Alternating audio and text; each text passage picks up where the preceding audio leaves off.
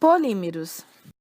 Os polímeros são materiais orgânicos ou inorgânicos, naturais ou sintéticos, de alta massa molecular, formados por muitas macromoléculas, sendo que cada uma dessas macromoléculas deve possuir uma estrutura interna onde há repetição de pequenas unidades chamada meros. Os polímeros, como matéria-prima, apresentam-se na forma de pós, grânulos, dispersão ou fardos, borrachas. São transformados e utilizados em produtos finais como plástico, borracha, fibras, espumas, revestimentos, tintas e adesivos. Elastômeros. Polímeros que, em temperatura ambiente, exibem elasticidade em longas faixas de deformação, pelo menos 2 vezes do seu comprimento original, com pouca perda de energia na forma de calor e que, após retirada desses esforços mecânicos causador da deformação, devem voltar rapidamente ao seu comprimento inicial. Elastômeros termoplásticos.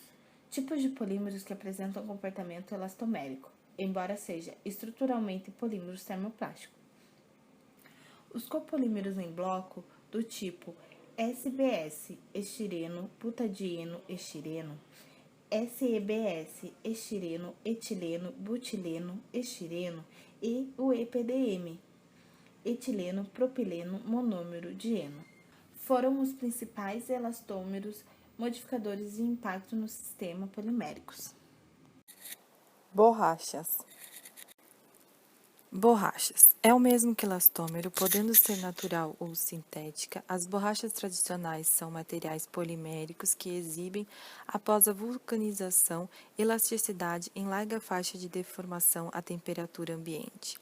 As borrachas mais comuns são borracha natural, copolímero de butadieno e estireno, borracha SBR, polibutadieno, borracha butílica, borracha de etileno propileno EPR, borracha de etileno propileno monômero diênico EPDM, borracha nitrílica, copolímero de butadieno acrilonitrila e o policoropreno. As borrachas especiais são elastômeros fluorados, elastômeros de silicone, elastômeros de poliuretanos, elastômeros de polietileno clorosulfonados, elastômeros de polissulfetos ou borracha polissulfídicas e elastômeros termoplásticos.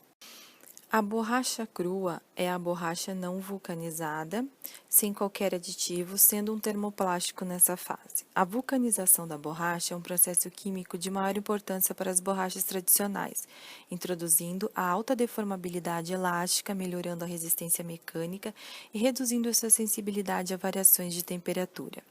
O principal agente de vulcanização é o enxofre. A borracha vulcanizada é a borracha após o processo de vulcanização e apresenta cadeia poliméricas com ligações cruzadas, ligações químicas primárias, interconectando cadeias poliméricas diferentes. Só após a vulcanização é que a borracha tradicional tem aplicações práticas. A borracha regenerada é a borracha aproveitada através do tratamento químico. A regeneração nem sempre é possível e, algumas vezes, não é um processo economicamente viável. A borracha regenerada pode ser utilizada uma segunda vez, como carga em composições de borracha crua. A borracha preta são composições de borrachas contendo o negro de fumo como reforçante, que melhora muito a resistência à abrasão das borrachas. Borracha nitrílica. Borracha nitrílica. Foi no ano de 1931 que pela primeira vez apareceu uma referência à borracha nitrílica num documento relativo a uma patente francesa abrangendo a polimerização de butadieno e acrilonitrilo. A borracha nitrílica pertence à classe das borrachas especiais resistente a óleo e é um copolímero de butadieno e acrilonitrilo, sendo a polimerização feita por um processo de emulsão como o usado para o SBR, podendo ser realizado a quente ou a frio, obtendo os denominados hot nitriles e cold nitriles. Conforme a temperatura é superior a 30 ou se situa entre 5 e 30 graus. A reação básica da produção de NBR é acrilonitrilo mais 1,4 de butadieno, que resulta no acrilonitrilo mais butadieno. Principais propriedades mecânicas e aplicações. As principais propriedades mecânicas deste elastômero é a sua resistência química. Esta resistência se refere à capacidade do produto vulcanizar em conservar suas propriedades físicas originais, tais como módulo, tensão de ruptura, resistência à abrasão e estabilidade dimensional quando em contato com óleos e combustíveis de modo geral. Esses elastômeros nitrílicos, pelas suas características, são usados numa linha muito variável de produtos como mangueira para óleos e solvente, redentores, gachetas, juntas, tubos, anéis, revestimento de cilindros e de tanques. Tipos de ensaio e como se processa. Ensaio de tração. Ele consiste em tracionar um corpo de prova de dimensões padronizadas até a sua ruptura. Os ensaios de tração permitem determinar propriedades do material, como a tensão-ruptura e o alongamento do mesmo. Essas propriedades são importantes tanto para a avaliação do material produzido como do mesmo em serviço. O ensaio de tração é um ensaio básico para o elastômeros e é imprescindível, não só para determinar as características de uma composição, como para um efetivo controle de fabricação. Ensaio de dureza. Como a medida das dimensões resistência oposta à penetração de uma superfície por um instrumento de determinadas e sob carga também determinada.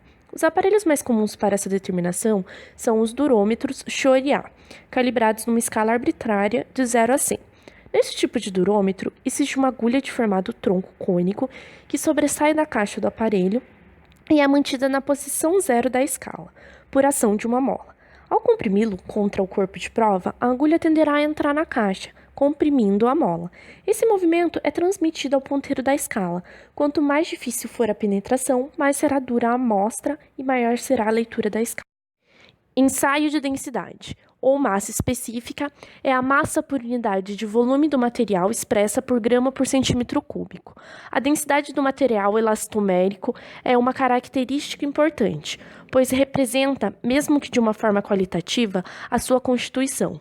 Além disso, permite o cálculo das unidades de volume. A avaliação da densidade e o volume do material é feita através da pesagem do mesmo. Compression set é o termo em inglês usualmente utilizado para avaliação da deformação permanente causada por compressão em determinado material elastomérico. Denomina-se deformação permanente a distensão residual apresentada por uma peça de borracha 30 minutos após ter sido removida a carga que a produziu. Existem dois métodos para se determinar a deformação permanente por compressão. O método A, que é sobre carga constante, ou o método B, que é sob deflexão constante. Esses métodos têm por finalidade verificar a capacidade das composições de borracha de reterem suas propriedades elásticas, após ações prolongadas de esforços e compressão. O tempo e a temperatura de ensaio pode ser escolhida segundo a norma ASTM D1349 ou conforme aplicações. O resultado desse teste é dado pela porcentagem de perda de retorno elástico do material em relação à capacidade original de manter sua dimensão após compressão. A escolha deste material se deu por ser um material largamente empregado na indústria de vedação, o que nos propicia vasto conhecimento do material em uso cotidiano, além disso também por suas características de facilidade de preparação e custo não elevado, possibilitando os diversos testes a serem realizados e ainda por suas características de aplicações como temperatura de trabalho.